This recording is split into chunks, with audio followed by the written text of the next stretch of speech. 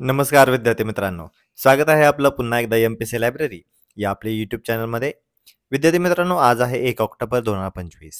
आज आपण पाहणार आहोत भारतातील पहिल्या EV ट्रक ताफ्याचे उद्घाटन कोणत्या ठिकाणी झालेले आहे, तसेच बालविवाह मुक्त पंचायती कोणत्या राज्यामध्ये स्थापन करण्यात आलेले आहेत, भारतातील आणि दक्षिण आशियातील एकमेव सक्रिय ज्वालामुखी कोणता आहे, तसेच भारतातील पहिल्या डुगॉंग संवर्धन राखीव क्षेत्राला कोणत्या ठिकाणी मान्यता मिळालेली आहे आणि doctor APJ Abdul Kalam science city ही कोणत्या शहरामध्ये स्थापित करण्यात येणार आहे. तर या सर्व महत्त्वपूर्ण चालू घडामोडी समजून घेण्यासाठी शेवटपर्यंत व्हिडिओ नक्की पहा. आता सुरुवात करूया कालच्या एका प्रश्नाने. विद्यार्थी मित्रांनो, काल मी तुम्हाला व्हिडिओच्या शेवटी एक प्रश्न विचारलेला होता. 2024 हे वर्ष किती वर्षांच्या निरीक्षण रेकॉर्डमध्ये सर्वात उष्ण होते? तर याचं योग्य उत्तर आहे पर्याय क्रमांक 4, 175 वर्ष. विद्यार्थी मित्रांनो, काल आपण याबद्दलची सविस्तर अशी माहिती पाहिलेली आहे. एका रिपोर्टनुसार हे 175 वर्षातील 2024 हे वर्ष सर्वात उष्ण वर्ष होते. त्यामुळे आपल्याला परीक्षेमध्ये अशा टाईपचे प्रश्न विचारण्यात येतात आणि 2024 हे वर्ष मागच्या 175 वर्षांमध्ये सर्वात उष्ण होते. त्यामुळे त्या वर्षावर देखील प्रश्न विचारला जाऊ शकतो. त्यामुळे आपल्याला या सविस्तर व्हिडिओ आपण ऑलरेडी कालच्या व्हिडिओमध्ये आपण शेअर केलेला आहे. हवं असेल तर कालचा व्हिडिओ तुम्ही पुन्हा एकदा रिवाइंड करून पाहू शकता. आता सुरुवात करूया आपल्या दिनविशेषला. 1 ऑक्टोबर हा दिवस संपूर्ण जगभरामध्ये जागतिक ज्येष्ठ नागरिक दिन म्हणून देखील साजरा केला जातो. तसेच 1 ऑक्टोबर 1847 या दिवशी ॲनी बेझंट यांचा जन्म झालेला होता. त्यांचं कार्य हे भारतीय इतिहासामध्ये खूप मोलाचं राहिलेलं आहे. भारतीय राष्ट्रीय काँग्रेसच्या त्या प्रथम महिला अध्यक्ष होत्या. 1917 सालच्या कलकत्ता अधिवेशनाच्या त्या अध्यक्ष होत्या. त्यांचे काही महत्त्वाचे वृत्तपत्र आपल्याला परीक्षेमध्ये वारंवार विचारले जातात. त्यांचे 2 महत्त्वाचे वृत्तपत्र होते, न्यू इंडिया आणि कॉमनवेल्थ. तर हे दोन्ही वृत्तपत्र हे ॲनी बेझंट यांनी सुरू केलेले होते. 1 ऑक्टोबर 2000 या दिवशी भारत संचार निगम लिमिटेड म्हणजेच BSNL याची स्थापना करण्यात आलेली. 1 ऑक्टोबर 1837 भारतातील पहिले टपाल कार्यालय हे आजच्या दिवशी सुरू झालेले होते. तसेच 1 ऑक्टोबर 1953 आंध्र प्रदेश राज्याची निर्मिती आजच्या दिवशी झालेली होती. तर आता हे महत्त्वपूर्ण दिनविशेष आपल्याला कोणत्याही परीक्षेमध्ये विचारले जाऊ शकतात आणि त्यामुळे आपल्याला ह्या छोट्या छोट्या गोष्टी देखील माहिती असणं गरजेचं आहे. जागतिक ज्येष्ठ नागरिक दिन 1 ऑक्टोबर या दिवशी साजरा करण्यात येतो. ही देखील खूप महत्त्वपूर्ण अशी बातमी आहे. आता आपण सविस्तरपणे आपल्या चालू घडामोडींना प्रश्नोत्तराच्या स्वरूपामध्ये सुरू करूया. प्रश्न क्रमांक 1, भारतातील पहिल्या EV ट्रक ताफ्याचे उद्घाटन कुठे झालेले आहे?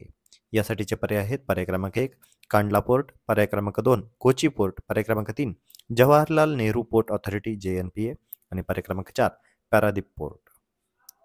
तर याचं योग्य उत्तर आहे पर्याय क्रमांक 3 जवाहरलाल नेहरू पोर्ट ऑथॉरिटी म्हणजेच JNPA या ठिकाणी. भारतातील पहिल्या EV ट्रकच्या ताफ्याला JNPA येथे हिरवा झेंडा नुकताच दाखवण्यात आला. हे ठिकाण आहे JNPA न्हावाशेवा महाराष्ट्र. वाहतूक मंत्री आहेत श्री सर्बानंद सोनोवाल आणि यांच्याच हस्ते या पहिल्या EV ट्रकचं उद्घाटन झालेलं आहे. सुरुवातीला 50 इलेक्ट्रिक हेवी ट्रक सुरुवातीला ह्या सुरू करण्यात येणार आहेत आणि 2025च्या शेवटापर्यंत एकूण 80 ट्रक सुरू करण्यात येणार आहेत. याचं ध्येय काय आहे तर 2026 पर्यंत JNPAच्या 90% म्हणजे 600 पैकी 90% ट्रक या इलेक्ट्रिक होतील. तसेच स्वॅपेबल बॅटरीज असतील म्हणजेच बॅटरी ह्या सहज बदलता येण्याजोग्या आहेत. त्यामुळे आपल्याला या खूप इझिली ॲक्सेसिबल असणार आहेत. PM E-ड्राईव्ह या योजनेअंतर्गत N2 N3 या कॅटेगरीच्या ट्रक्सना 9.6 लाखपर्यंतची सबसिडी मिळणार आहे. आपण काही दिवसांपूर्वी PM E-ड्राईव्ह ही योजना एका व्हिडिओमध्ये ऑलरेडी डिस्कस केलेली आहे. तुम्ही हवं असेल तर आपले जुने व्हिडिओ नक्की पहा. तर PM E-ड्राईव्ह योजनेअंतर्गत N2 आणि N3 कॅटेगरीना ट्रक्सना 9.6 लाखपर्यंतची सबसिडी देखील याद्वारे मिळणार आहे. आणि भारतातील कोणत्याही बंदरामध्ये JNPA हा सर्वात मोठा EV ट्रक ताफा आता बनलेला आहे. तर लक्षात असू द्या विद्यार्थी मित्रांनो, भारतातील पहिल्या EV ट्रकच्या ताफ्याला JNPA या ठिकाणी झेंडा दाखवण्यात आलेला आहे. पुढचा प्रश्न पाहूया. प्रश्न क्रमांक 2, युनिव्हर्सल पोस्टल युनियन म्हणजेच UPU या संस्थेची स्थापना कधी झालेली आहे? यासाठीचे पर्याय आहेत पर्याय क्रमांक 1 1864, पर्याय क्रमांक 2 1884, पर्याय क्रमांक 3 1894 आणि पर्याय क्रमांक 4 1874. तर याचं योग्य उत्तर आहे पर्याय क्रमांक 4 1874. 28व्या युनिव्हर्सल पोस्टल काँग्रेसमध्ये भारताची नुकतीच प्रशासन आणि PCO परिषदेवर पुन्हा एकदा निवड झालेली आहे आणि याचमुळे ही संस्था सध्या खूप चर्चेमध्ये आहे. भारताची युनिव्हर्सल पोस्टल युनियनच्या प्रशासन परिषद आणि पोस्टल ऑपरेशन काउन्सिल म्हणजे पुन्हा निवड झालेली आहे. थोडक्यात युनिव्हर्सल पोस्टल युनियन याबद्दलची थोडक्यात माहिती पाहूया. ही संयुक्त राष्ट्राची विशेष संस्था आहे. 1874 मध्ये या संस्थेची स्थापना झालेली आहे. या संस्थेचं मुख्यालय आहे बर्न, स्वित्झर्लंड या ठिकाणी. जगातील ही सर्वात जुनी आंतरराष्ट्रीय संस्था मानली जाते. UPOचे सध्या 192 सदस्य आहेत. जागतिक डाक सेवा नेटवर्कसाठी ही जबाबदार संस्था आहे. भारत 1876 पासून UPOचा सदस्य बनलेला आहे. तर आपल्यासाठी परीक्षेसाठी देखील अतिशय महत्त्वाची घटना आहे, कारण सध्या चर्चेमध्ये आहे आणि आपल्याला ऐतिहासिकदृष्ट्या देखील विचारला जाऊ शकतो. त्यामुळे लक्षात असू द्या UPO. पुढचा प्रश्न पाहूया. प्रश्न क्रमांक 3. कोणत्या राज्यातील 75 ग्रामपंचायतींना बालविवाह मुक्त घोषित केलेले आहे? यासाठीचे पर्याय आहेत पर्याय क्रमांक 1 राजस्थान, पर्याय क्रमांक 2 गुजरात, पर्याय क्रमांक 3 छत्तीसगड, पर्याय क्रमांक 4 हरियाणा. तर याचं योग्य उत्तर आहे पर्याय क्रमांक 3 छत्तीसगड. नुकतेच छत्तीसगडच्या सूरजपूर जिल्ह्याने 75 ग्रामपंचायतींना बालविवाह मुक्त पंचायती म्हणून घोषित केलेले आहे.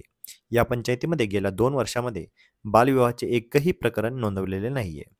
बालविवाह मुक्त छत्तीसगड अभियान हे 10 मार्च 2024ला सुरू करण्यात आलेले होते आणि याचंच कुठेतरी एक फळ म्हणून आता दिसण्यात येत आहे. या मोहिमेला युनिसेफ या संस्थेचं पाठबळ देखील आहे. पुढचा प्रश्न पाहूया. प्रश्न क्रमांक 4. भारतातील आणि दक्षिण आशियातील एकमेव सक्रिय ज्वालामुखी कोणता? याविषयी आपल्याला भूगोलामध्ये देखील प्रश्न विचारला जाऊ शकतो विद्यार्थी मित्रांनो. त्यामुळे आपल्याला आणि सध्या ही चर्चेमध्ये असलेली घटना असल्यामुळे आपल्याला याबद्दलची माहिती असणं अजून आवश्यक आहे. तर भारतातील आणि दक्षिण आशियातील एकमेव सक्रिय ज्वालामुखी कोणता? तर यासाठीचे पर्याय आहेत पर्याय क्रमांक 1 कृष्णगिरी ज्वालामुखी, पर्याय क्रमांक 2 बॅरेन बेटावरील ज्वालामुखी, पर्याय क्रमांक 3 नार्कोडोम बेटावरील ज्वालामुखी आणि पर्याय क्रमांक 4 अंदमान हिल्स ज्वालामुखी. तर याचं योग्य उत्तर आहे पर्याय क्रमांक 2 बॅरेन बेटावरील ज्वालामुखी. बॅरेन बेटावरील भारतातील एकमेव सक्रिय आणि ज्वालामुखी हा 2दा उद्रेक झालेला आहे. भारतातील हा एकमेव सक्रिय ज्वालामुखी आहे. दक्षिण आशियातील देखील हा एकमेव सक्रिय ज्वालामुखी आहे. बॅरेन बेट हे अंदमान आणि निकोबार बेटांचा भाग आहे. या बेटाचं क्षेत्रफळ जवळपास 8.34 चौरस किलोमीटर इतके आहे. 2022 मध्ये शेवटचा ज्वालामुखीचा उद्रेक या ठिकाणी झालेला होता आणि आता 2दा उद्रेक झालेले हे बेट आता ठरलेलं आहे. 1787 मध्ये बॅरेन बेटावरील ज्वालामुखीचा पहिला उद्रेक झालेला होता. पुढचा प्रश्न पाहूया. प्रश्न क्रमांक 5. भारतातील पहिल्या डुगोंग संवर्धन राखीव क्षेत्राला कुठे मान्यता मिळालेली आहे? यासाठीचे पर्याय आहेत पर्याय क्रमांक 1 लक्षद्वीप बेटे, पर्याय क्रमांक 2 पाल्क खाडी, पर्याय क्रमांक 3 सुंदरबन डेल्टा आणि पर्याय क्रमांक 4 रणथंबोर. ते यासाठीचं योग्य उत्तर आहे पर्याय क्रमांक 2 पाल्क खाडी. भारतातील डुगोंग संवर्धन राखीव क्षेत्राला नुकतीच IUCN ने मान्यता दिलेली आहे. IUCN म्हणजे कोणती संस्था? तर international union for conservation of nature. Palk खाडीतील भारतातील पहिल्या डुगोंग संवर्धन राखीव क्षेत्राला मान्यता देण्याचा प्रस्ताव औपचारिकपणे स्वीकारण्यात आलेला आहे. 2022 मध्ये तामिळनाडू सरकारने याची स्थापना केलेली होती. वन्यजीव संरक्षण कायदा 1972 अंतर्गत या संवर्धन क्षेत्राची स्थापना करण्यात आलेली होती. उत्तर पाल्क खाडीमध्ये 448.34 चौरस किलोमीटर क्षेत्र इतके या संवर्धन राखीव क्षेत्राला स्थापित करण्यात येणार आहे. डुगोंग याला समुद्री गाय देखील म्हणून ओळखले जाते. तर आपल्याला परीक्षेमध्ये आपल्या अशा पद्धतीचं स्टेटमेंट देखील येऊ शकतं की समुद्री गाय म्हणून कोणत्या प्राण्याला ओळखले जाते? तर लक्षात असू द्या डुगोंग. पुढचा प्रश्न पाहूया. प्रश्न क्रमांक 6. Doctor APJ Abdul Kalam science city ही कुठे उभारण्यात आलेली आहे? तर यासाठीचे पर्याय आहेत पर्याय क्रमांक 1 भुवनेश्वर, पर्याय क्रमांक 2 जयपूर, पर्याय क्रमांक 3 पटना आणि पर्याय क्रमांक 4 नागपूर. तर याचं योग्य उत्तर आहे पर्याय क्रमांक 3 पटना. बिहारमध्ये doctor APJ Abdul Kalam science सिटीचे नुकतेच उद्घाटन करण्यात आलेले आहे. हे ठिकाण पटना बिहार या ठिकाणी आहे. याचे उद्घाटन बिहारचे मुख्यमंत्री नितीश कुमार यांनी केलेले आहे. यासाठी एकूण 21 एकरमध्ये पसरलेली जागा राखीव करण्यात आलेली आहे आणि यासाठी जवळपास 889 कोटी इतका खर्च करण्यात आलेला आहे. तर विद्यार्थी मित्रांनो, आजच्या अतिशय महत्त्वपूर्ण अशा चालू घडामोडीवर आधारित आता मी एक प्रश्न विचारणार आहे, ज्याचे उत्तर तुम्ही सर्वांनी आता कमेंटमध्ये द्यायचे आहे. प्रश्न आहे JNPA येथील पहिल्या EV ट्रक ताफ्याचे उद्घाटन कोणी केलेले आहे? यासाठीचे पर्याय आहेत पर्याय क्रमांक 1 नितीन गडकरी, पर्याय क्रमांक 2 सर्बानंद सोनोवाल, पर्याय क्रमांक 3 अश्विनी वैष्णव आणि पर्याय क्रमांक 4 नरेंद्र मोदी. तर याचं योग्य उत्तर तुम्ही सर्वांनी आता कमेंटमध्ये द्यायचं आहे. जे कोणीही विद्यार्थी याचं योग्य उत्तर कमेंटमध्ये देतील, त्यांच्या कमेंटला नक्कीच लाईक देण्यात येईल, जेणेकरून इतरही विद्यार्थ्यांना त्याचं योग्य उत्तर समजेल. तर विद्यार्थी मित्रांनो, या होत्या आजच्या चालू घडामोडी. तर अशाच अधिकाधिक इन्फॉर्मेटिव्ह कंटेंटसाठी आपल्या MPC लायब्ररी या यूट्यूब चॅनलला सबस्क्राईब करायला अजिबात विसरू नका. धन्यवाद.